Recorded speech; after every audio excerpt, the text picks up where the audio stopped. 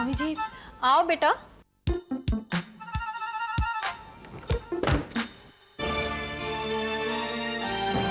तुम? हाँ मैं। तुम यहाँ क्यों आई हो? क्यों? मैं यहाँ नहीं आ सकती क्या?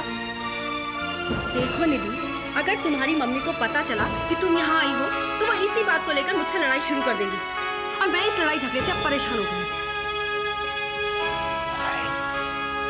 निधि बेटी तू? चाचू देखिए ना, चाची मुझे इस कमरे से बाहर जाने को कह रही है। लक्ष्मी, तो क्या मैं गलत कह रही हूँ? अब इस घर में सारे दरवाजे पहले की तरह सबके लिए कहाँ खुले हैं? देखा नहीं था आपने? जब आप भाई साहब से मिलने गए थे तो क्या हुआ था? वीरेन को थप्पड़ पड़ा था ना? और वीरेन को क्या मारा तो हमें ही गया था। बस अब यहाँ होल्ड कर। हाँ धीरे राधिका, बहुत दर्द हो रहा है। दर्द हो रहा है, धीरे धीरे धीरे नहीं चलेगी। बस दर्द हो भी तो एक्सरसाइज तो करनी ही पड़ेगी ना। एक्सरसाइज और दवा दोनों बराबर का काम करते हैं। हाँ धीरे। और मुझे तीनों से बहुत परेशानी होती है। तीनों कौन? दवाई, एक्सरसाइज और तुम जैसी नर्स जो अपनी ड्यूटी कभी नहीं भूलती।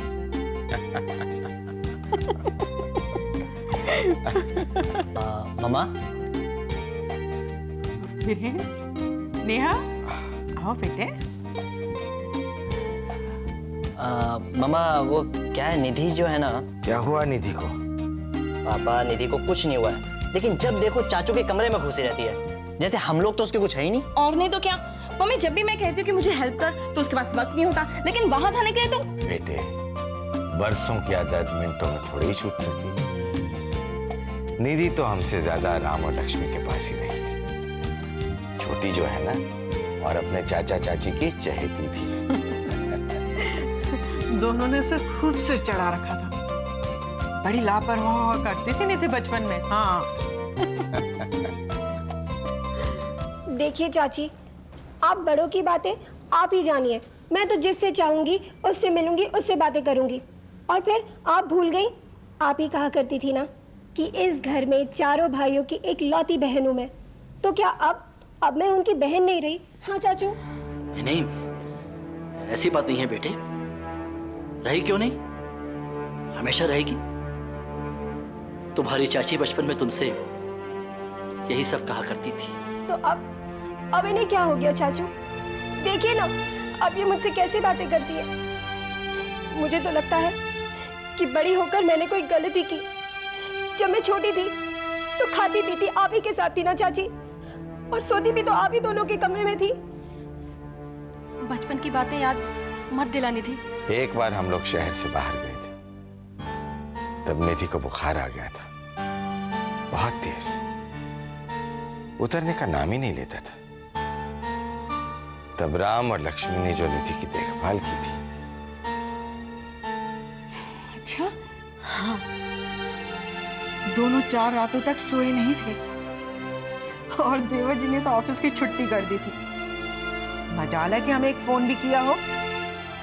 सबको कहते थे हमारी बेटी है, हम संभाल लेंगे। लेकिन भैया भाभी को परेशान नहीं करेंगे। हाँ। बेटियां होती हैं ऐसी हैं, और इकलौती बेटी तो सबकी होती है। बचपन की बात और थी सुमन। तब वाकई निधि अपनी मम्मी से ज्यादा मेरी बेटी हुआ करती थी। अच्छा, इसकी मम्मी को तो पता ही नहीं चलता था कि ये कहाँ सोती है, कब खाती है, कब स्कूल जाती है। सारा दिन मेरे कमरे में धमा चौकी मचाए रहती थी। और अमित और निधि कितना झगड़ा करते थे ना। हाँ, याद है तुम्हें? मैं इटली से एक शोपीस लाया था, जिसे निधि और अमित ने खेल खेल में तोड़ दिया था। अमित तो चंड था, भाग गया था, लेकिन ये बेचारी तो घंटों तुम्हारी गोद में दुबक कर रोती रही थी। ताई माँ ने इसे खूब डांटा होगा ना। अरे किसकी हिम्मत थी सुमन। जानती हो कितनी मिन्नतों के बाद हमारे घर में निधि के रूप में एक कन्या आई थी, जिसके लिए सभी ने न जाने कितने मंदिरों में माथे टेके थे। यहां तक कि कोई गुरुद्वारा, कोई दरगाह तक नहीं छोड़ी थी। अरे लक्ष्मी, तुम्हें याद है वो अजमेर शरीफ, यहाँ तुमने निधि के लिए चादर चढ़ाई थी? हाँ, चढ़ाई तो मैंने थी, लेकिन मंगवा कर तो दीदी ने दी थी ना। हाँ हाँ, आपने तो उसके बाप होने का खूब फर्ज निभाया था ना। याद है आप उसके स्कूल उसका रिपोर्ट कार्ड लेने गए थे और उसके टीचर ने आपको ये कहकर वापस भेज दिया कि उसके मम्मी पापा को भेजो। और आप ये कहकर आए कि हाँ ठीक है, मैं उनका अथॉरिटी लेटर लेकर आता हूँ। कैसे मुंह लटका के आए थे वापस। अरे तो क्या करता भाई, सारा शहर तो यही समझता था ना कि निधि राम और लक्ष्मी की बेटी है। सब भाभी माँ के संस्कार थे। अब वो संस्कार पीछे क्यों रह गए चाचू?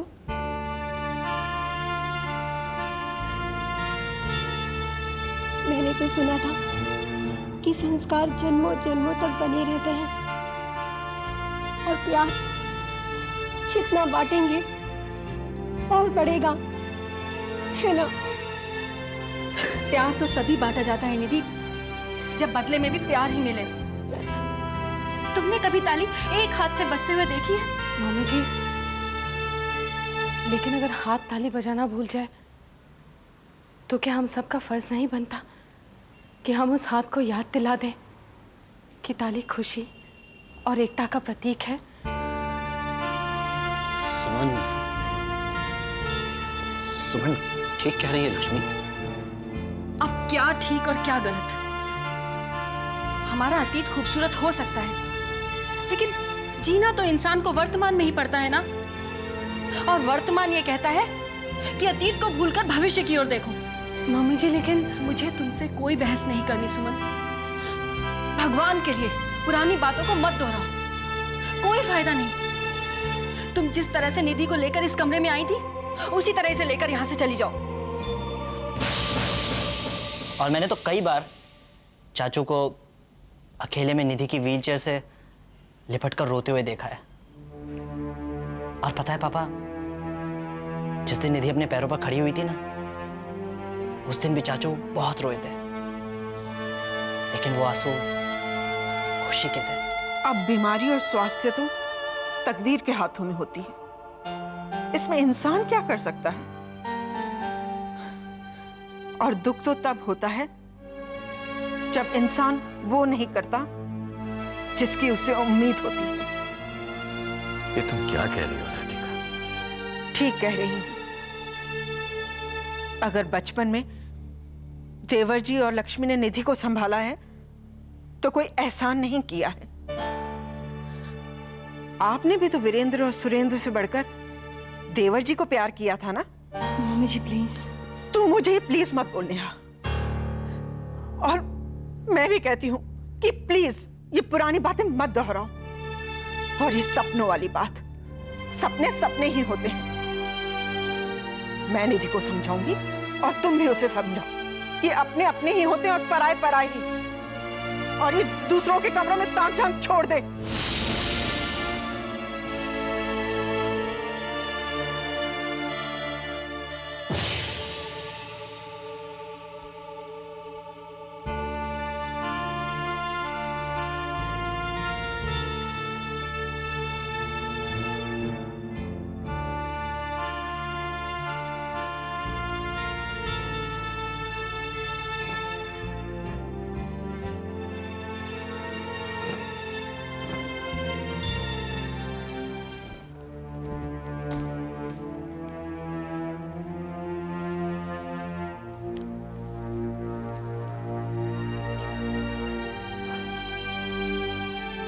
क्या रहा निधि?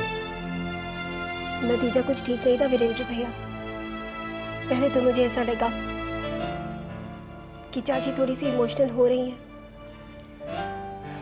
लेकिन घूम फिर कर वो वापस उन्हीं बातों पर चली जाती थी। उन्होंने तो सुमन भाभी से यहाँ तक कह दिया कि निधि को इस कमरे से बाहर ले जाओ। इधर भी मामला कुछ ऐसे ही रहा। मैंने और नेहा ने लाख कोशिश की कि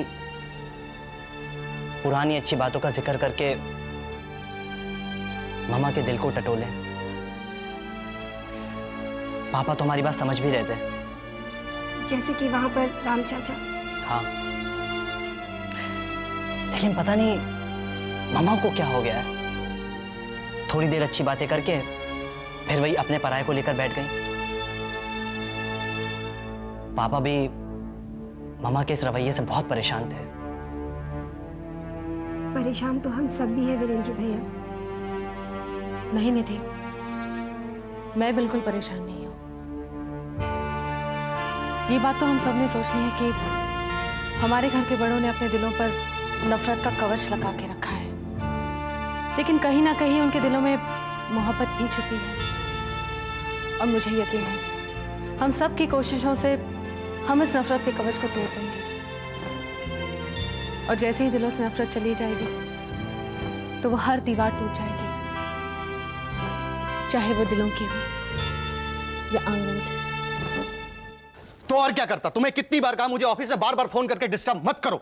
कमाल है, अगर घर में कोई बात हो जाए तो मैं तुम्हें फोन तक नहीं कर सकती। अरे तुम्हारे पास तो घिसी पिटी वही 4 बातें हैं। आज शॉपिंग के लिए चलो, आज ये हो गया, आज वो हो गया। क्या मेरे ऑफिस में कोई कम टेंशन है जो मैं तुम्हारी बातें सुनूं?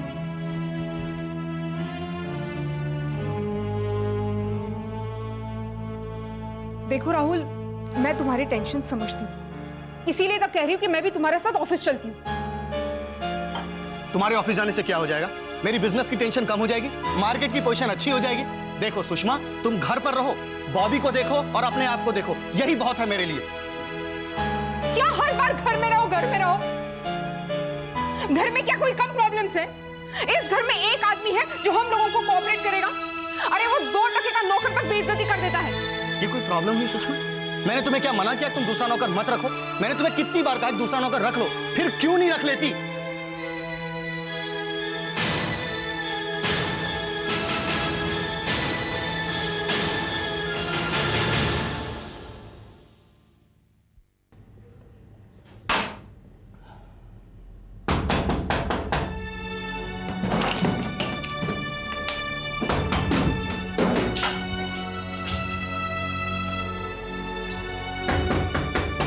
आया।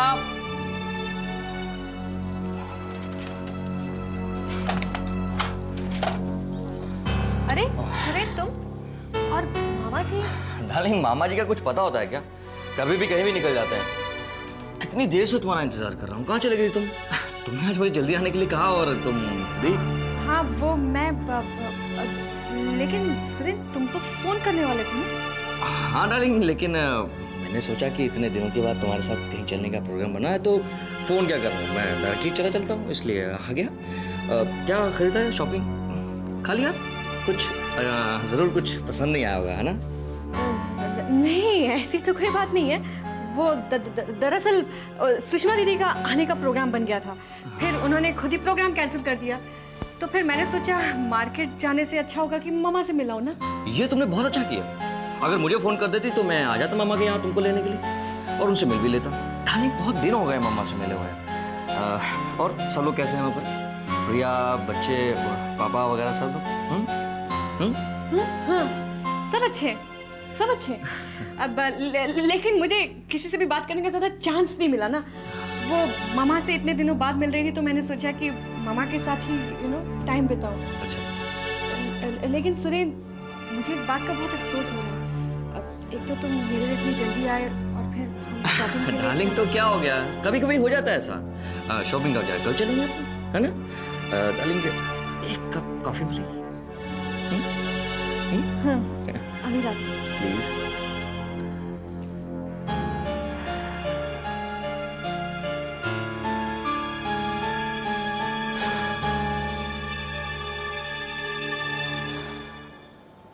बस सतीश, मुझे तुझसे इतना ही कहना था कि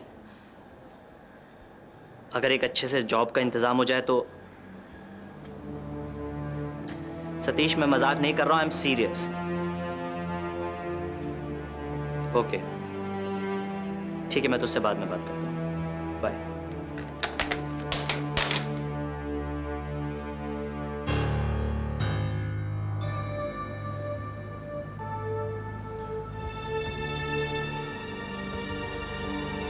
क्या हो रहा है ये सब? कुछ नहीं अमित, मैं देख वीरेन, बहुत हो चुका। हाँ, बहुत हो चुका। तू ज्यादा उड़ना बंद कर। तब से देख रहा हूं कि नौकरी के लिए तलाश कर रहा है तू, और वो भी मारा मारा घूम रहा है उसके लिए। यार तेरी प्रॉब्लम क्या है? तू मेरे साथ बिजनेस में क्यों नहीं आ जाता? बता ना, चुप क्यों है तू? देख, मैं तुझसे कहना तो नहीं चाहता था, लेकिन तेरे प्यार को देखकर मुझे कहना पड़ रहा है। अमित, हमारे बड़े जो हैं आपस में तलवारें खींचे बैठे हैं। अब इन हालात में मुझे हम दोनों का साथ में काम करना ठीक नहीं लग रहा है। एक्सक्यूज मी, तू कैसी बातें कर रहा है वीरेन? हाँ, तू तो ऐसे कर रहा है जैसे हम लोग आज मिले हैं। वीरेन, हमने बचपन साथ गुजारा, सारे सुख दुख साथ झेली। अरे इतनी अच्छी अंडरस्टैंडिंग है हमारी। और तू देख वीरेन, वैसे भी बड़ों की बातों में मुझे कोई लॉजिक नजर नहीं आता। उनकी बातें मानना मैं जरूरी नहीं समझता। फिर भी अमित, वो लोग हमारे बड़े हैं, हमें कुछ। देख वीरेन, तू अपनी जिद छोड़ दे। ऑलरेडी मैंने अपने कैबिन में तेरे एक नया चेहरा रख दिया है। हम बिजनेस करेंगे तो साथ करेंगे। बस तू कल से ऑफिस आ रहा है। अमित, मुझे देख वीरेन,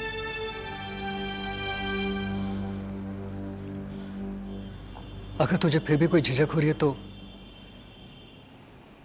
एक रास्ता और है। तू अपने लिए नौकरी तो ढूंढ ही रहा है ना?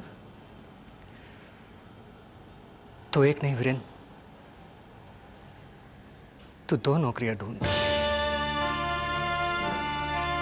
एक तेरे लिए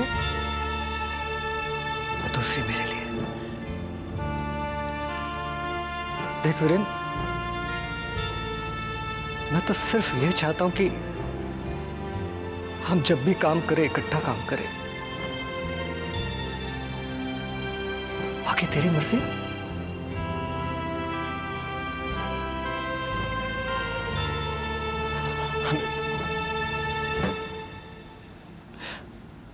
अमित, हम दोनों भाई